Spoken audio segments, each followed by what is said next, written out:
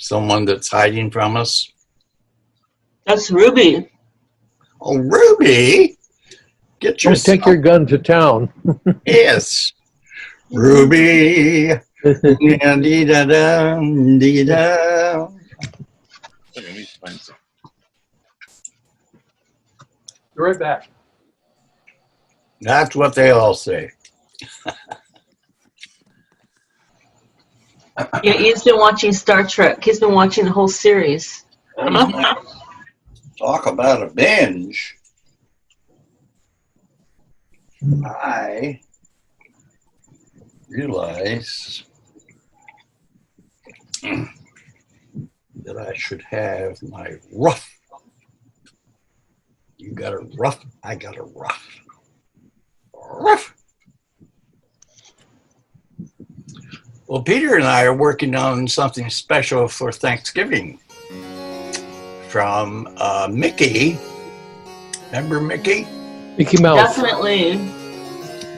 So she has been working with the Lunalilo Home Road seniors, and Peter and I are supposed to do a Shakespeare tribute or whatever, appreciation film for the group. Do you realize that's about a week and a half away? Wow. Okay. It's just a concerning rehearsal and whether we have firmed up everything that we're supposed to do. And blah, blah, blah, you know. Yeah. But we'll get to it. Have you seen her birds, her little feather birds that she makes out of feathers? No. She makes these little characters, and she puts it, they're almost like a puppet, and she has a show about Fiona and Fred in France, and she paints the backdrop and everything. Wow. We're talking about Mickey. Yes, you're talking about Mickey. Oh my goodness. Wow, I didn't know that. We'll have to badger her about it. She's amazing. She told us about her future when she can reunite with her husband again, because he's in Borneo. Oh. He's stuck in there. Yeah. I don't know if it's because of the plague or whatever. I think so. I think it is. And she cannot get into the country because they've closed it out to all the incoming. So they're trapped, in cyberspace or whatever. She said, when we can get together next year, yes, they're planning on moving to Italy and buying a house there. Now, if that's not enough, they're buying a winery. Oh, that's right.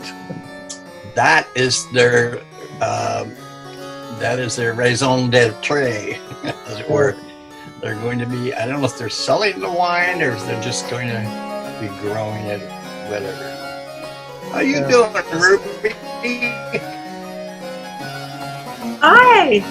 Hi, Ruby. Hi. Hi, Ruby. I'm talking at you, but not to you.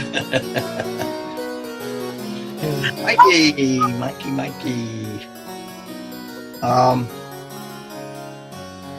Now,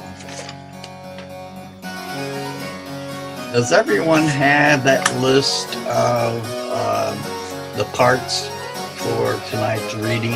Of course, Peter is going to play the one role. More or less.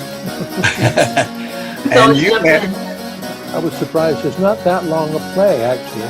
No, it isn't. And I'm making it even shorter because in Act 4, they're having a party before he's arrested, and it's a bunch of players that come in, and they want him to be a part of the party.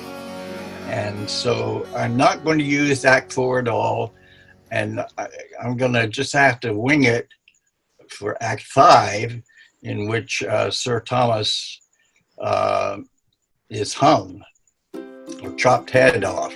I'd rather not do that anyway. So the part that Shakespeare wrote was the part about immigration. I don't know if I mentioned this before to you or not. No. but it is a great speech where he's defending the immigrants and all that. that's the one. That's cool. a good one. And that, I think, is at the end of Act 3. I am so lucky to have a laptop right beside my big screen with Gutenberg here. And then Ollie, the university group that I have on Zoom, I have the big screen. 27-inch screen. Can you believe? It's ridiculous. It takes up my whole area. Made a complete mess of the desk. Anyway, I'd like to mention the names of the roles I thought you guys could play. So you got like Roper, George Betts, and Horsekeeper for number 2 roles. Roper, okay. George Betts, 2 T's, B-E-T-T-S. George Betts, okay. Horsekeeper. Horsekeeper? Yes. Yeah. So those are the 3 under number 2. And number 3? Number 3, yes. Number 3 are 2 of them, Lord Mayor and Giles the Porter. Oh, yeah. Okay. If you notice, we don't have Una. I don't know if I noticed that. Was the other guy too? Was his name Paul or something? What's his name? No, he wasn't available this week. Oh. He says, I must read that play someday after 1 week. And these people, hello, my phone is actually ringing. Wonder why. Probably Peter. It is Peter Clark. Let me in.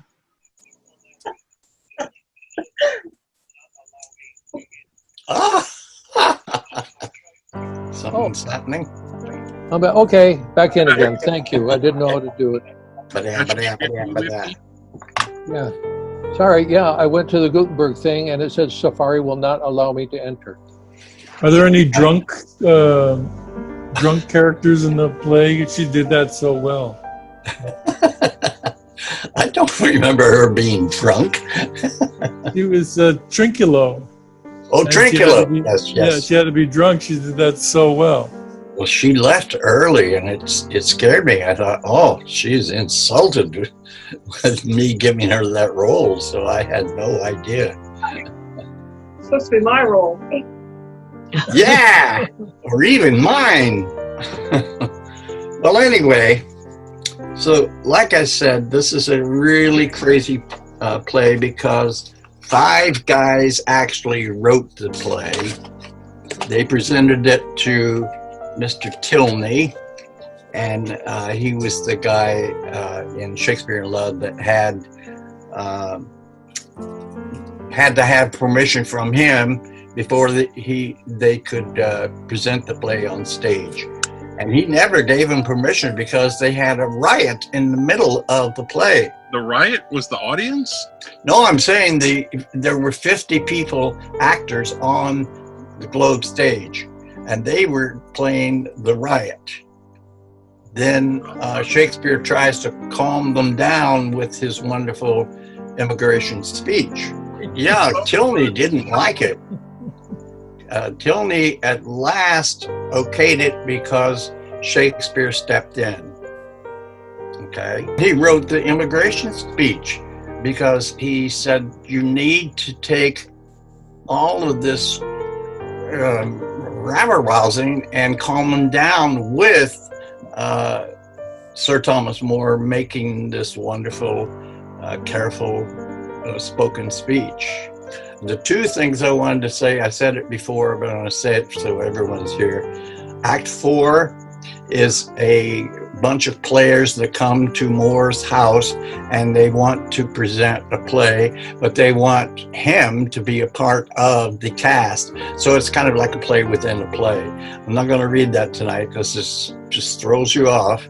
And the reason is because it's that old dramatic thing about, okay, let's make them laugh so that they'll cry at the end. You know, I don't want to play that game. So Act 5 has him going to the scaffold, and it has nothing to do with Shakespeare. So, why are we reading this play? I don't know. But, it's funny. I was looking at today, we have read maybe 45 of the plays. And we were skipping some because we either don't like them or I didn't have like them. Titus Andronicus, thank you, Leilani. We've cut that one out. Yep. Timon of Athens, we cut out. Coriolanus, we cut out. And you can all go to read them in your book if you want, but I'm not about to do that. Anyway, there are 40 plays. Once you get through the 37 that are in the folio, but there's only 37. So those 3, Sir Thomas. 2 noble kinsmen. 2 noble, yes. Then there's one earlier in Edward III. That's early days. While we stop for a moment, maybe I could just announce that maybe in January, if you guys got together and decided that you wanted to do a different order to these plays, because I've done them always in the order of, when they were written in, that sort of thing. And, it's kind of confusing, but I've done it for 25 years and I've gotten used to it, I guess. But I was thinking in January, or, however you want to do it, to have all the comedies. Read all the comedies, then read all the tragedies, then read all the histories and all the romances. It just would be such a good continuity for looking at his plays, but you won't get them in their order of when they were written, which to me showed the writing style. My screen has got small print, so I'm going to be over there. I've got a 5-wheel chair and 1 wheel is missing. And witnessed it. You witnessed it. And sat in it. Yes. Like the guy don't leave all of a sudden you're going, one of them chairs. One of those chairs. I got it off the street, that's why. So, let's try to read a little bit of this and see what we get out of it. Miss Dahl? I got a question. I got an answer. I was not able to. Thank you, Mikey. Well, if you will please read the immigration scene when we get around to that, I think you'll enjoy doing that. Okay. But that, I think, is in the middle of Act 3. Okay, whatever that means, because it's Act 3 here. So it's up to Mike or to take on Mr. Moore. No, I got 5 parts. Oh, how much? I know. All right, let's do it. Act 1, Scene 1, London, A Street. Enter at one age John Lincoln with the 2 Betts guys at the other end. And then Frances DeBard and Doll, a lusty woman, hailing her by the arm. I got you by the arm. Okay, from that we'll go and read. Whether thou hail me. Whether I please or art my prize, I plead purchase of thee. Purchase of me? Away, you rascal! I am an honest plain carpenter's boy, and though I have no beauty to like a husband, yet whatsoever is mine scorns to stoop to a stranger. Hand off then, when I bid thee. Go with me quietly, or I'll compel thee. Compel me, you dog's face. Think thou hast a goldsmith's wife in hand, whom thou sittest from her husband with all his plate, and when thou turnest her home, him again madst him like an ass, pay for his wife's board. So I will make thy husband too, if please me. Enter cavalier with a pair of doves. Look at this cast, ridiculous. Williamson the carpenter and Sherwin following him. Here he comes himself. Tell him so if thou darest. Follow me no further. I say, thou shalt not have them. I bought them in Cheapside and paid my money for them. He did, sir, indeed, and you offer him wrong, both to take them from him and not restore him his money neither. If he paid for them, let it suffice that I possess them. Beefs and brews may serve such hinds. Are pigeons meat for a coarse carpenter? It is hard when Englishmen's patience must be thus jetted on by strangers, and they dare not revenge their own wrongs. Lincoln, let's beat them down and bear no more of these abuses. We may not, Betts, be patient and hear more. How now, husband? What stranger take thy food? They food from thee, and another thy wife, by your lady, by our lady, flesh and blood. I think I can hardly brook that. Will this gear never be otherwise? Must these wrongs be thus endured? Let's step in and help to revenge their injury. What are you thus talking about? My Lord Ambassador shall once more make your major have a check, and if he punish thee for this saucy presumption.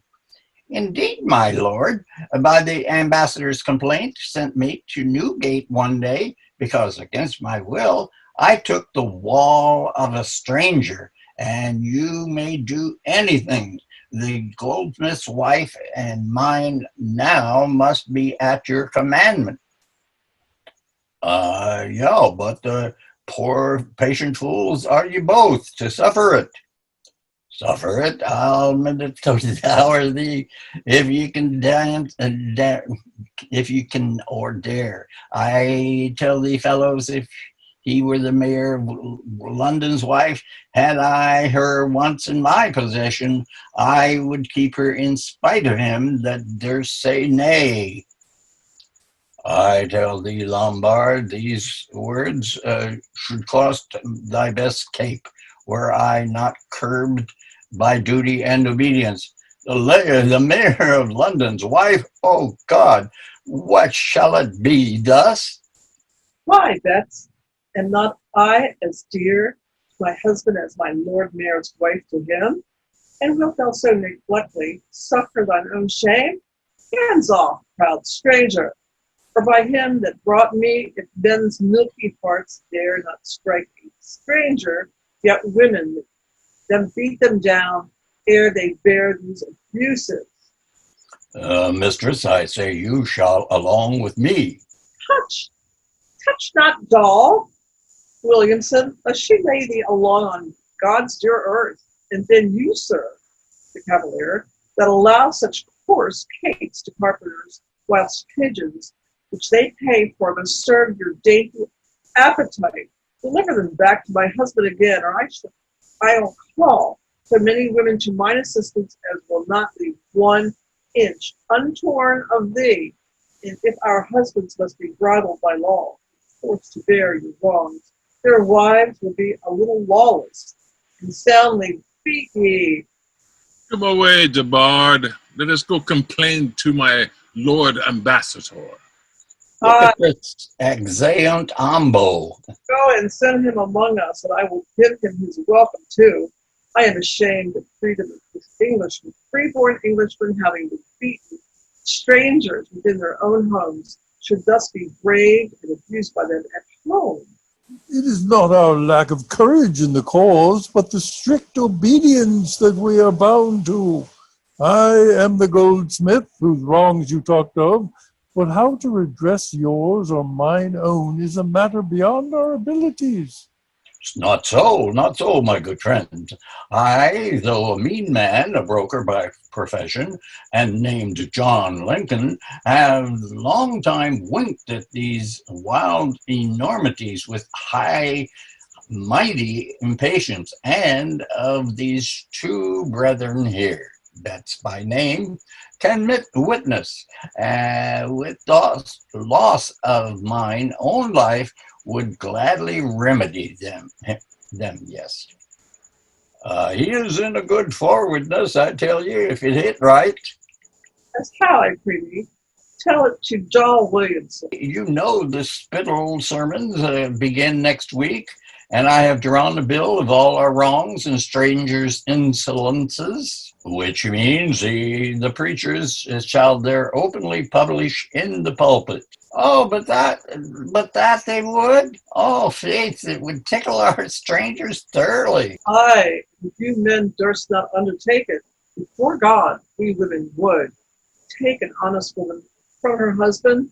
Why, it's intolerable. But how find ye the preachers affected to our proceeding? Master Dr. Standish hath answered, it becomes not him to move such a thing in his sermon, and tells us we must move the mayor and the alderman to reform it, and doubts not but happy success will ensue on statement of our wrongs.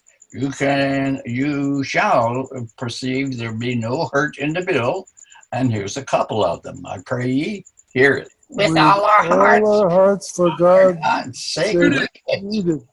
To you all, the worshipful lords and masters of this city, that will take compassion over the poor people, your neighbors, and also of the great importable hurts, losses, and hindrances, whereof proceedeth extreme poverty to all the king's subjects that inhabit within the city and suburbs of the same. For so it is that aliens and strangers eat the bread from the fatherless children, and take the living from all the artificers, and the intercourse from all the merchants, whereby poverty is so much increased that every man bewaileth the misery of other, and for craftsmen be brought to beggary, and merchants to neediness. Wherefore, the premises considered, the redress must be of the common knit, and united to one part, and as the hurt and damage grieveth all men, so must all men see to their willing power for remedy, and not suffer the said aliens in their wealth, and the natural born men of this region to come to confusion. For God, 'tis excellent, and I'll maintain the suit to be honest. Well, since it's read, what is your further meaning in the matter? What? Mary, listen to me. Oh, doubt that this is Storis with frenzy now, whose names we will closely keep in writing, and on May Day next in the morning we'll go forth a May, but maybe a worse May Day for the strangers that ever they saw. How say you? Do you subscribe, or do faint-hearted revolters? Hold thee, George Betts. Here's my hand and my heart. By the Lord, I'll make a captain of thee, and do somewhat to be talked of forever and ever. My masters, are we here to part? Let's friendly go and drink together, and swear true secrecy upon our lives. There spake an angel. Let us along, please, then. Yes, we're in the sessions house now. Okay, here is where Mr. Moore comes in. Having dispatched our weightier businesses, we may give ear to petty felonies. Master Sheriff Moore, what is this fellow? Nope.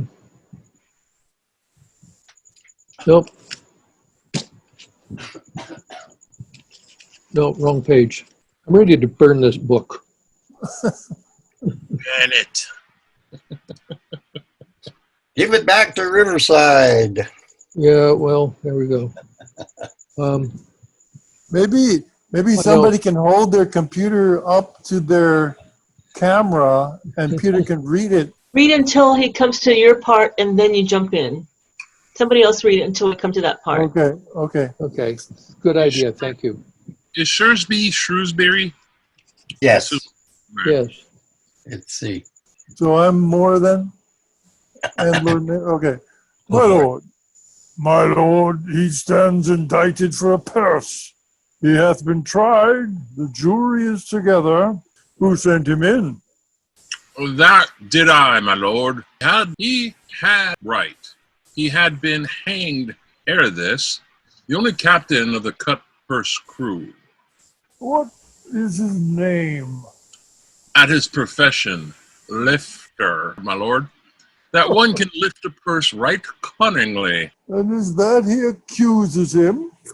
The same, my lord, whom, by your honor's leave, I must say somewhat too, because I find in some respects he is well worthy blame. Good Master Justice Shrewsbury, speak your mind. We are well pleased to give you audience. Hear me, smart, thou art a foolish fellow.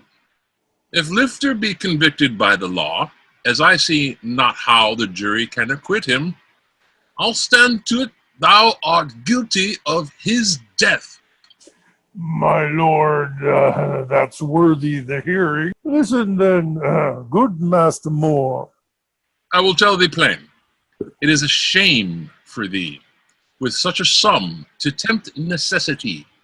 No less than 10 pounds, sir, will serve your turn, to carry in your purse about with thee, to crank and brag in taverns of your money. I promise thee, a man that goeth abroad with an intent of truth, meeting such a booty, may be provoked to that he never meant. That makes so many pilferers and felons, but such fond baits that foolish people lay, to tempt the needy, miserable wretch. 10 pounds, odd money. This is a petty sum to bear about, which were more safe at home. For God, 'twere well to find ye as much more. To the relief of the poor prisoners, to teach ye be more careful of your own. In sooth, I say ye were but rightly served. Yet ye, if ye lost as much as twice 10 pounds. My good lord, sooth a point or two for once, only to try conclusions in this case. Content, good Master More, will rise a while, and until the jury can return their verdicts, walk in the garden. How say ye, justices? We like it well, my lord. Follow ye. Nay, plaintiff, go you too, and officers. Stand you aside and leave the prisoner to me a while. Lifter, come hither. What is your worship's pleasure? Sirrah, you know that you are known to me, and I have often saved ye from this place. Since first I came in office, thou seest beside that Justice Shrewsbury is thy heavy friend, by all the blame that he pretends to smart for tempting thee with such a sum of money. I tell thee what, devise me but a means to pick or cut his purse, and on my credit, and as I am a Christian and a man, I will procure thee pardon for that jest. Good Master Shreve, seek not my overthrow. You know, sir, I have many heavy friends, and more indictments like to come upon me, too deep for me to deal with all. You are known to be one of the wisest men in all of England, and I pray you, Master Sheriff, do not go about to undermine my life. By the way, Moore is playing a sheriff. Is a sheriff before he becomes chancellor. Okay, go ahead. Okay. Lifter, I am true subject to my king. Thou much mistake me. And for thou shalt not think I mean by this to hurt thy life at all, I will maintain the act when thou hast done it. Thou knowest there are such matters in my hands, as if I pleased to give them to the jury, I should not need this way to circumvent thee. All that I aim at is a merry jest. Perform it, lifter, and expect my best. I thank you, worship. God preserve your life. And Master Justice Shursby is gone in, and I know not how to come near where he is. Let me alone for that. I'll be thy settler. I'll send him hither to thee presently under the color of thine own request, of private matters to acquaint him with.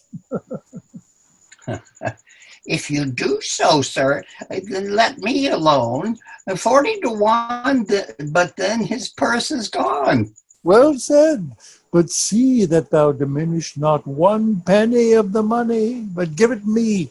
It is the cunning act that credits thee. I will, Sir Master Sheriff, I assure you.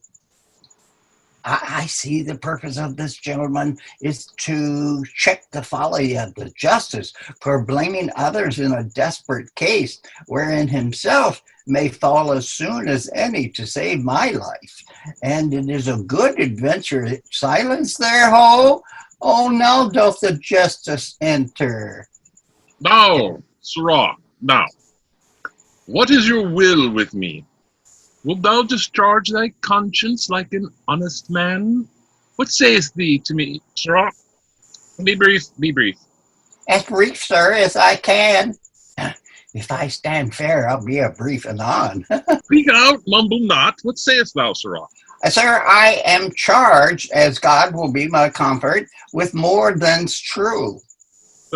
Sir, ye are indeed with more than's true. For you are flatly charged with felony. You are charged with more than truth, and that is theft. More than true men should be charged with all. Thou art a varlet. That's no more than true. Trifle not with me. Do not, sirrah. Confess but what thou knowest. Ask no more. There will be, sir. There will be. If it please you, your worship, there be. There be, varlet, what be there? Tell me what there be. Come off or on, there be. What there be there, knave? There be, sir, a diverse, very cunning fellows, that while you stand and look them in the face, will have your purse. That's an honest knave. Tell me what they are. Tell me they may be taught. Aye, those are they I look for. You talk of me, sir. Alas, I am puny. There's one indeed goes by my name. He puts down all for purses, and he'll steal your worship's purses right under your nose. Art thou so sure, varlet? Well, well. Be as familiar as thou wilt, my knave. 'Tis this long to know. And you shall have your longing ere ye go. This fellow, sir, perhaps will meet ye thus, or thus, or thus, and in time compliment, pretend acquaintance, somewhat doubtfully, and these embraces serve. Aye, Mary, lifter. Wherefore serve they? Well, only to feel whether you go full under sail or no. It is your lading be upon your bark.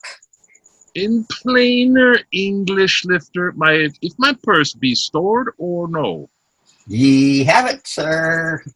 Excellent, excellent. Then, sir, you cannot but for manners' sake walk on with him, for he will walk your way. Allegedly, either you have much forgot him, or he mistakes you. But in this time, has he my purse or no? Not yet, sir. Fie. Oh, if I had, but not yours. Oh, but now we must forbear my lord's return. Amurrance on it. Lifter, we'll more anon. Aye, thou sayest true. There are shrewd knaves indeed.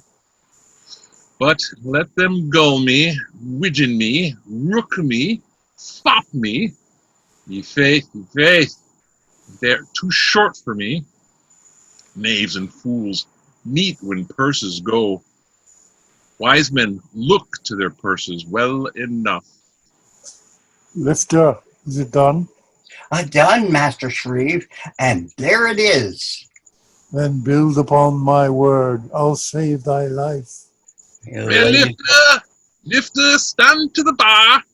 The jury has returned the guilty. Thou must die, according to the custom. Look to it, Master Shreve. Then, gentlemen, as you're wont to do, because as yet we have no burial place, what charity your meanings to bestow toward burial of the prisoners now condemned, let it be given. There is first for me. And there for me. And me. Body of me, my purse is gone. Gone, sir? What? Here, how can that be? Against all reason, sitting on the bench. Lifter, I talked with you. Have you not lifted me? Ah! Lifted ye, sir? Oh, what a world is this? But hear ye, Master Shrewsbury, are you sure ye had a purse about ye? Sure, Master Shreve, as sure as you are there. And in it 7 pounds, odd money on my faith. 7 pounds, odd money. What? Were you so mad, being a wise man and a magistrate, to trust your purse with such a liberal sum?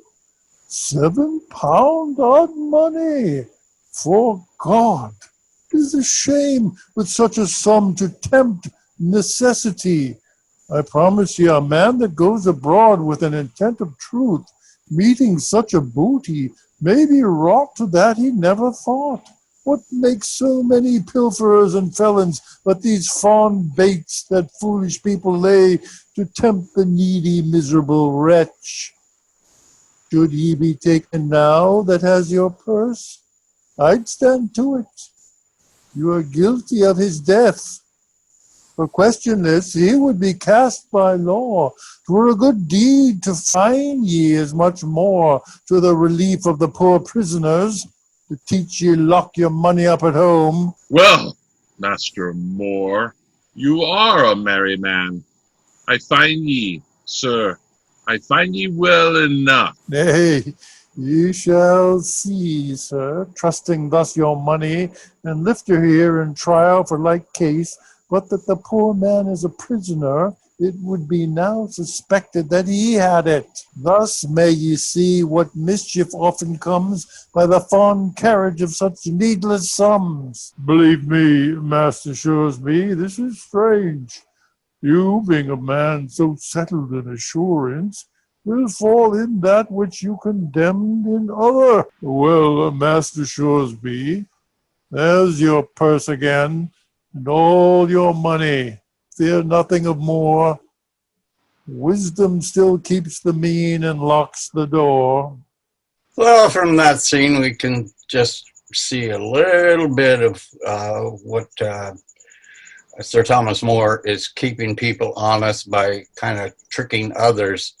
And it doesn't, I can see why that was deleted. So let's go on to Act 2. Well, Scene 2 goes into the clown. This is the son of George Betts, and I don't think he actually had a name in the script. Scene 2, go ahead. Oh, come, we'll tickle their turnips, we'll butter their boxes, shall strangers rule the roost? Yes, but we'll baste the roost. Come, come, a flaunt, a flaunt. Brother, give pace, and hear Sir John Lincoln speak. I, Lincoln, my leader, and Doll, my true breeder, with the rest of our crew, we shall tan Tara Ran, do all what they can. Shall we be bobbed, braved? No. Shall we be held under? No. We are freeborn and do take scorn to be used so. Peace there, I say. Hear Captain Lincoln speak. Keep silence, till we know his mind at large. Then largely deliver. Speak, bully, and he that presumes to interrupt thee in thy oration, this for him. Then, gallant bloods, you whose free souls do scorn to bear the enforced wrongs of aliens, and raise to resolution, fire the houses of these audacious strangers. This is St. Martin's, and yonder dwells Motus, a wealthy Picardy at the Green Gate. Debard, Peter de Hollock, and Adrian Martin, with many more outlandish fugitives, until we enjoy more privilege than we in our own country.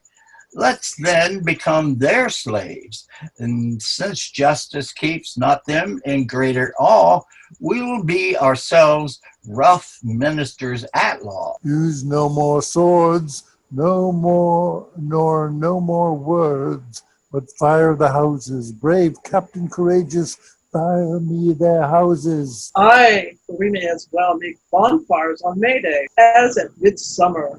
We'll alter the day in the calendar and set it down in flaming letters. Stay, no, that would much endanger the whole city, whereto I would not the least prejudice. No, nor I neither. So may mine own house be burned for company.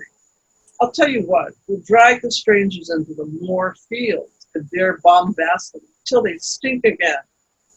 And that's soon done, for they smell for fear already. Let some of us enter the strangers' houses, and if we find them there, then bring them forth. But if ye bring them forth, ere ye find them, I'll ne'er allow of that. Now, Mars, for thy honour, Dutch or French, so it be a wench, I'll upon her. Now, lads, sure shall we labor in our safety. I hear the mayor made gathered men in arms, and the Shreve Moor an hour ago rise from the privy council as in at Ludgate. Force now must make our peace, or else we fall. 'Twill soon be known that we are the principal. And what of that? If thou best afraid, husband, go home again, and hide thy head. For by the Lord, I'll have a little sport, now we are at it. Let's stand upon our swords, and if they come, receive them as they were our enemies. A purchase, we have found. What? Nothing, not a French Fleming or a Fleming French to be found, but all fled in plain English. Oh no, have you found any? No, not one, they're all fled. Then fire the houses, that the mayor being busy about the quenching of them, we may escape.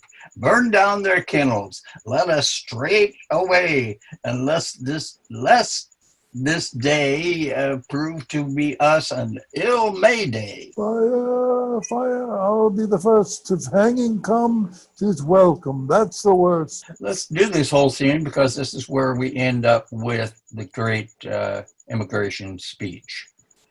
And that's scene 4. Enter Lincoln, Doll, Clown, Lord George Betts, Williamson, others, and a sergeant at arms. Peace, hear me.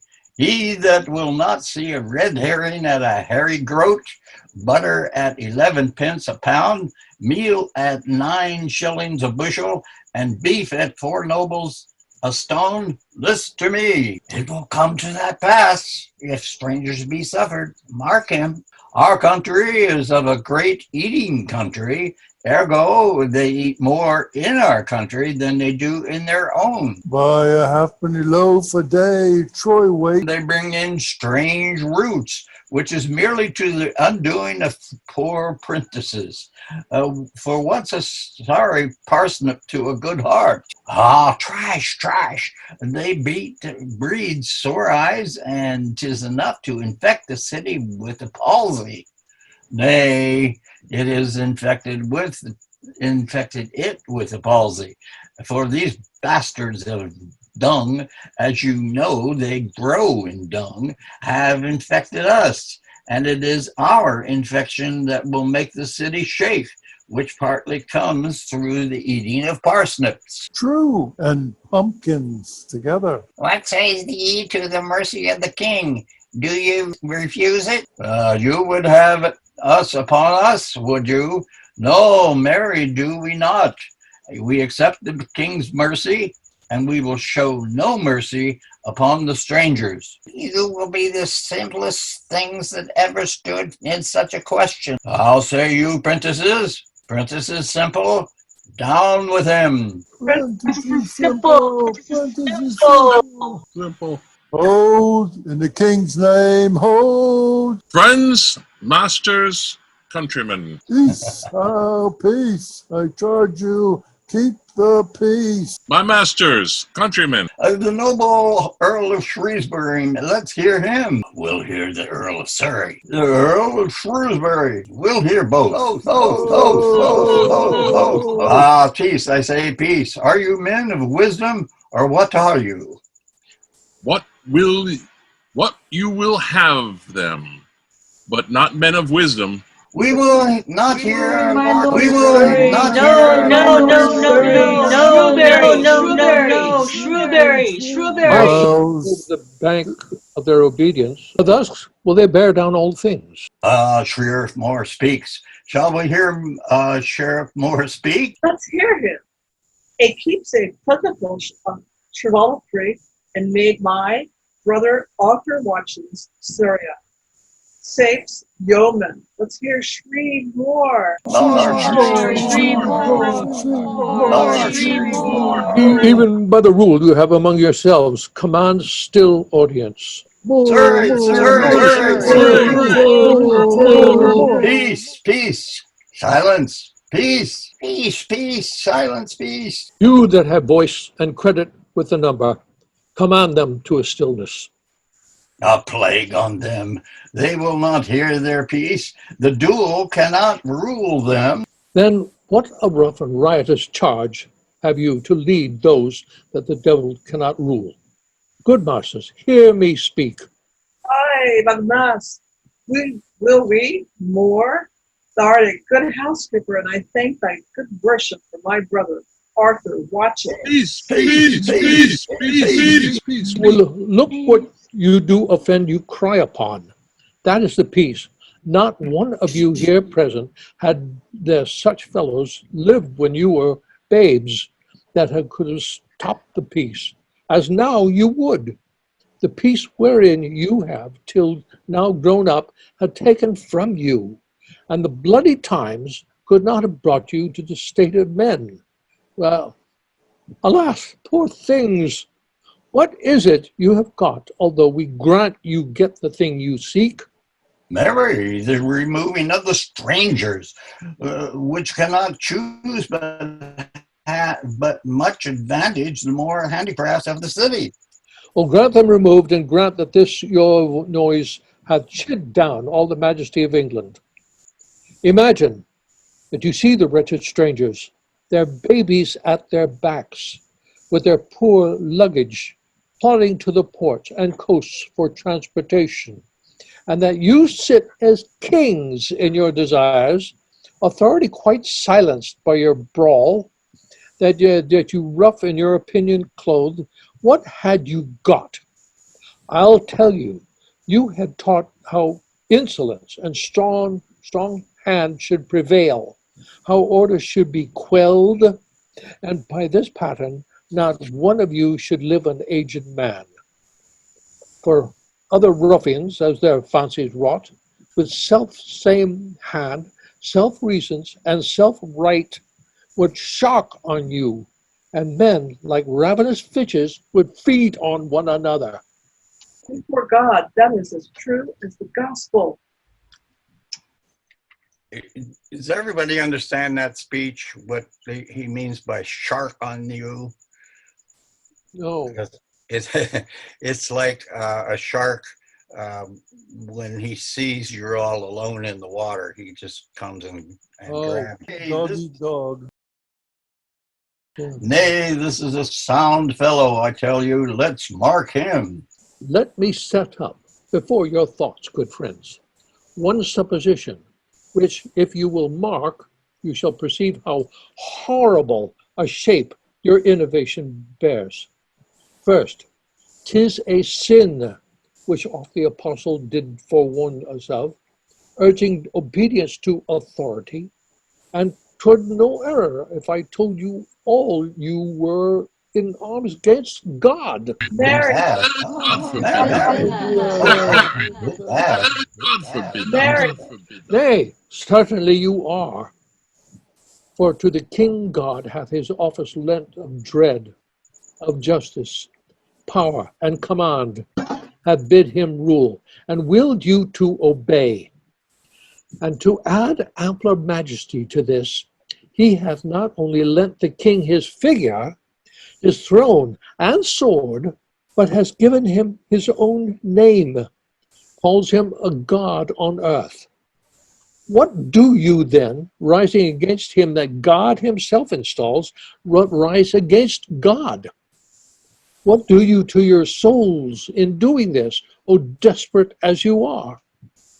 Wash your foul minds with tears, and those same hands that you, like rebels, lift against the peace, lift up for peace, and your unreverent knees, make them your feet. To kneel to be forgiven is safer wars than ever you can make, whose discipline is riot.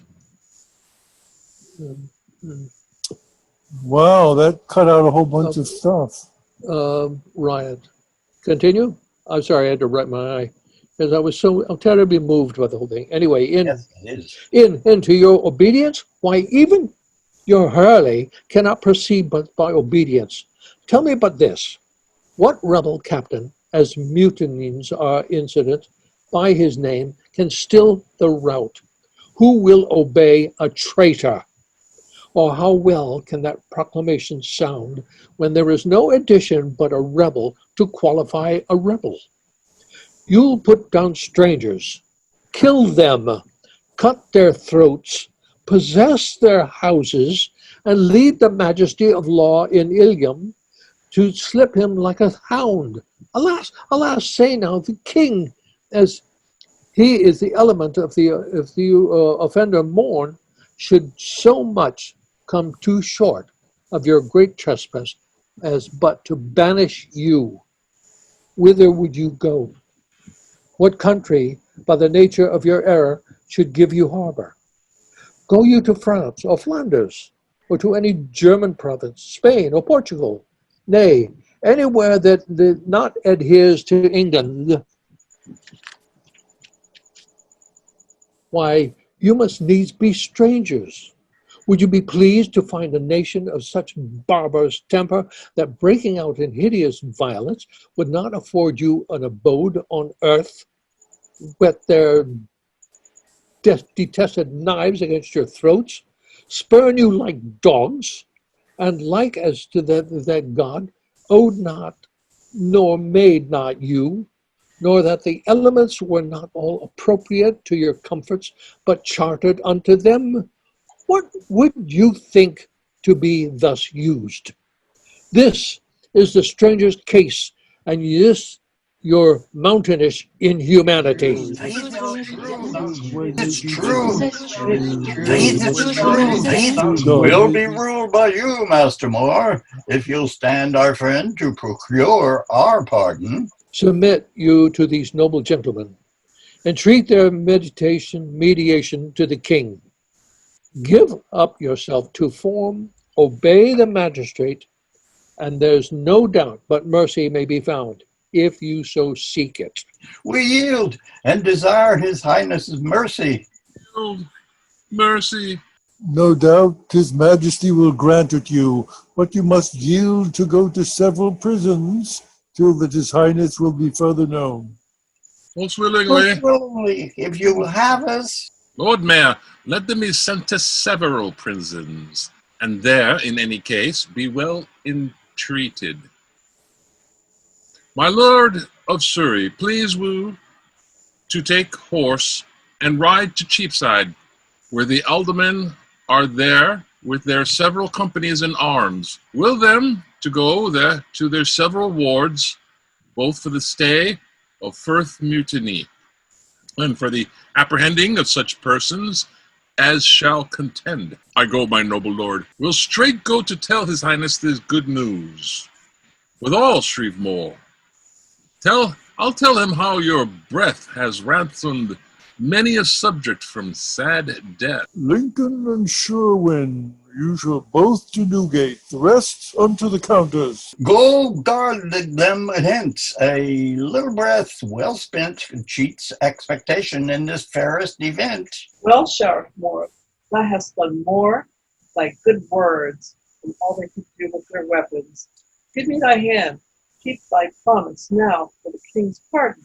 For by the Lord I call thee a plain conny catcher. Farewell, Shrevemore, and as we yield by thee, so make our peace, and then thou dealst honestly. Aye, and save us from the gallows, else the devil's double honesty. Master Shrevemore, you have preserved the city from a most dangerous fierce commotion. Or if this limb of riot here in St. Mons had joined with the other branches of the city that did begin to kindle, 'twould have bred great rage.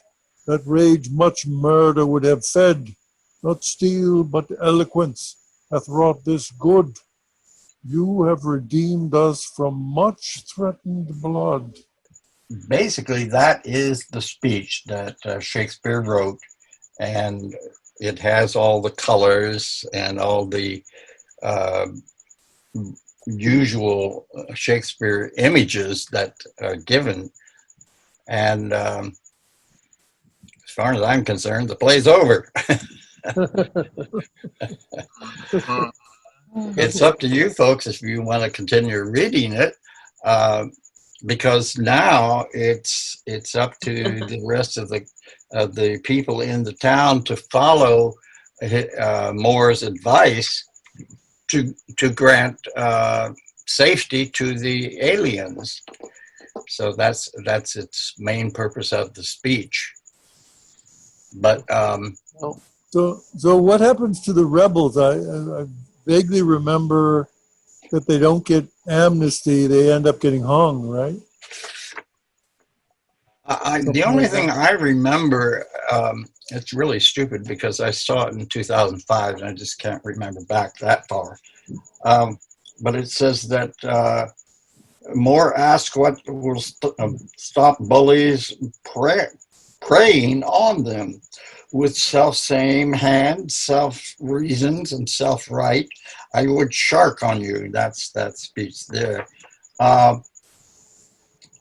Moore goes on, and the king is driven to banish the rioters. Moore carries his constancy through his own death, to his own death.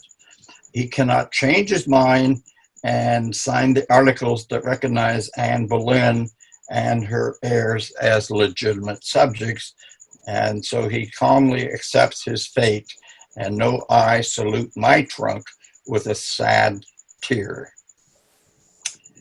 So Moore says an end at the play as an axeman prepares to behead him. Do you want to read that little speech there?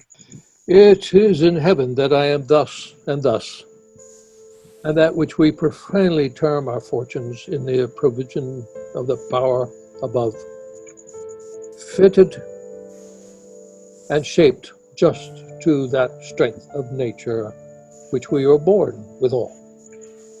Good God, that I from such a humble bench of birth should step as 'twere up to my country's head, and give the law out there. I in my father's fief to take prerogative and tithe of knees from elder kinsman, and him bind by my place, to give the smooth and dextered way to me that owe it him by nature. Sure, these things not physicked by respect might turn our blood to much corruption. But more, the more thou hast either of honor, office, wealth, and calling, which might excite thee to embrace and hug them, the more do thou in serpents' natures think them. Fear their gay skins, with thought of their sharp state, and let this be thy maxim: to be great is when the thread of hazard is once spun, a bottom great wound up, greatly undone. And off goes his head. The one other thing that happens, I think, before Act 4 is that Doll is the other version of it also hot.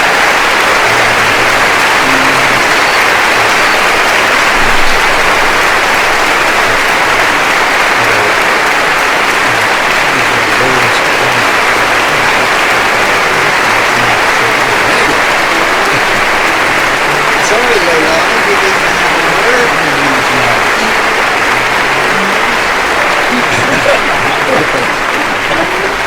Would you like to say the end or something?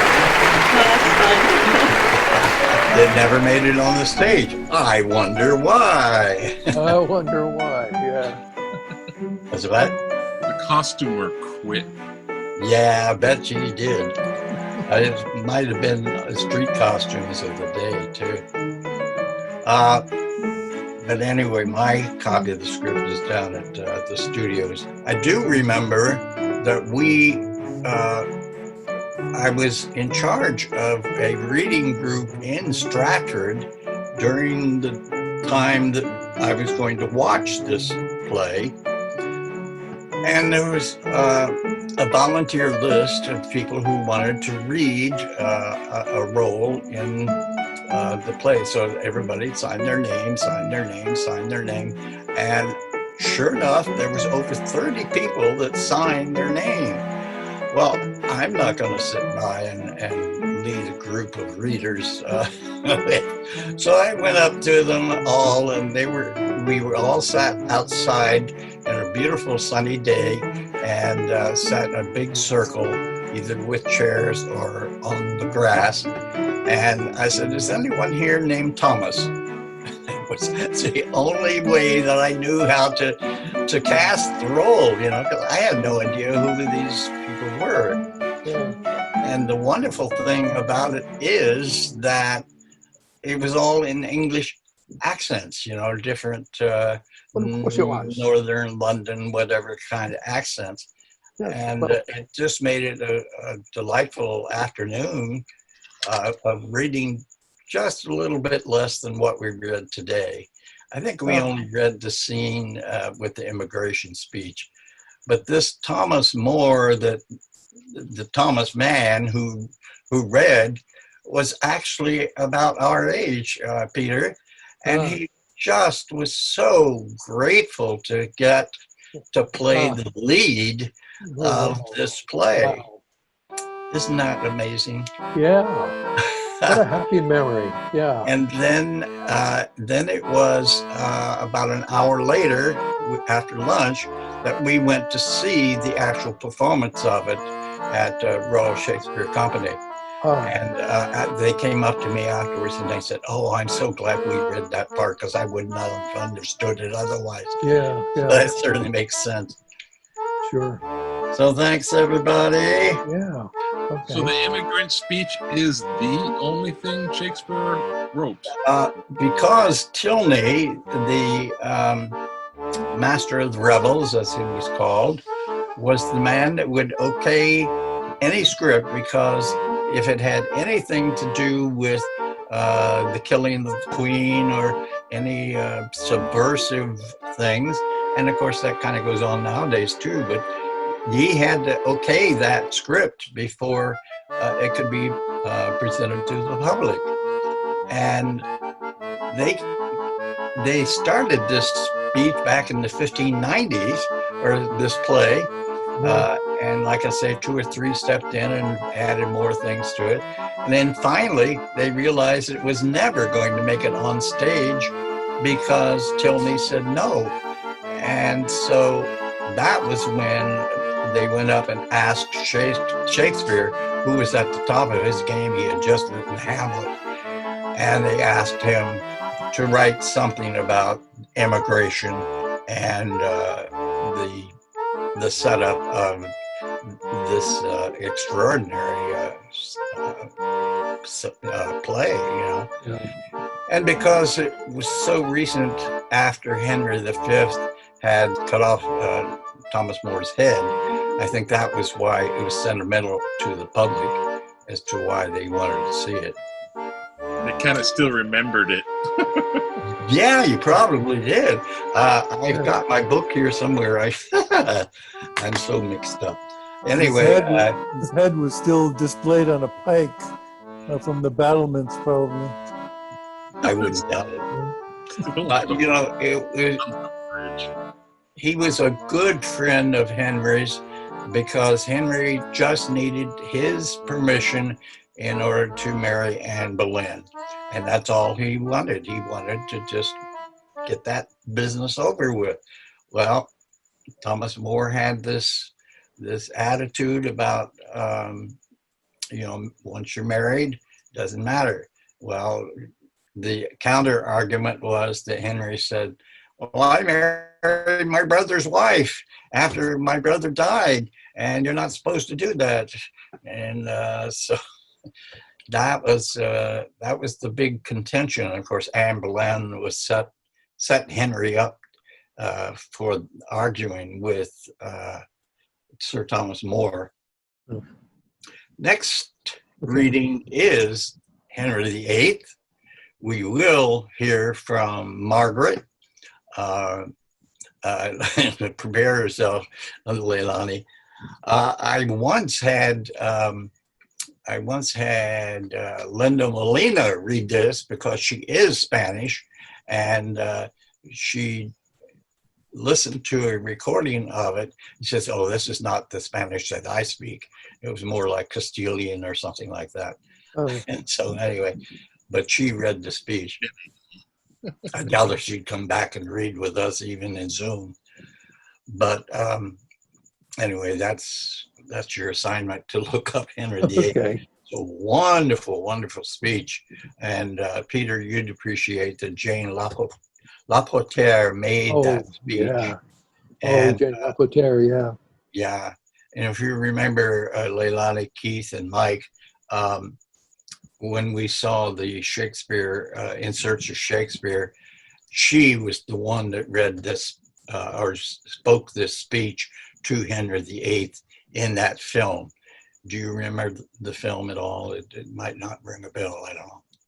But I think it was in episode 3. Anyway, so we're looking forward to what that does. And I am so happy to celebrate our new year with a new president, with a new situation that either you folks want to sort that out. I still haven't told Scott my plans. So I'm just saying that there are some things that you might want to do as a separate,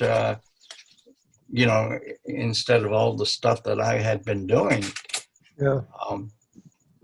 And I made a list this afternoon of what those were. Now I can't find the list. But anyway, whoever is setting up the next season, I would like to see reading all the comedies. And if you want, does that make sense? Yeah. Start off with We need a little laughter these days, yes. We need a little laughter. Yeah. One good So- clown is worth 10 doctors. So I have a list of the tragedies, the comedies, the histories, how it's broken down, similar to what the folio had, to whomever would like to see it, and go from there. Get a You good spoke- night's sleep with all that. You spoke fast. Everyone spoke so fast. We just got through it so fast. I'm hoping that studio will open up early next year, just to see What? people again. And Mickey would join us, she says. COVID is raging on the mainland worse than ever. So, I know.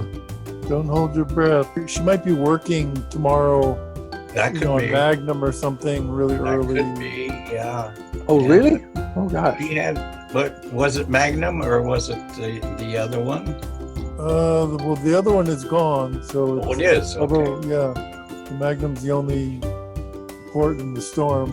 Does anybody have any idea who would want to make choices of next year's plays? Are we thinking in those terms yet? I like That's your right. idea. I like your idea of the comedies. Everybody could Yeah.